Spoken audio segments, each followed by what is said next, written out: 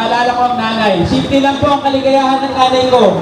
Makitang puno ang simbahan. Napuno po natin ang simbahan. Kaya maraming salamat po sa ating lahat.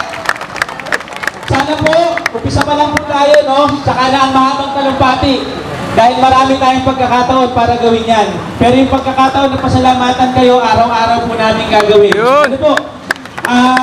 Dahil may 5 minutes na lang po kami, dahil kailangan na po nating mag-file kasi lahat naman po ito ay doon papunta. Ano po?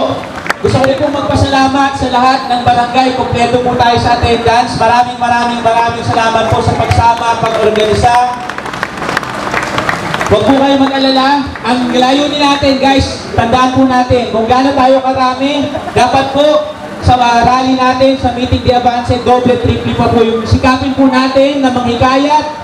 Ulitin ko po, nakapag-meeting na tayo po ay kampanya ng pagmamahal. Ano po, huwag tayo mangiba ng kapwa, magparami tayo, iparamdam natin sa kanila kung ano man yung ligayang nararamdaman natin ngayon, iparamdam natin sa iba nang sa gayon, buong bayan po ng Pililla ay lalong sumigat.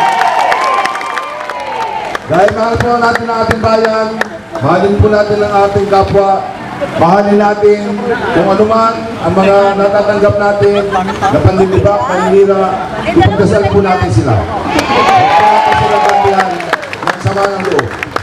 Paratilihin po natin ang kasiyahan sa ating mga puso, sa ating kaisipan, at ang bayan po ay magiging masayang-masaya lalo. So, maraming pong bawat isa, maraming po salamat at sikapin po natin. Ano po, abinin lang.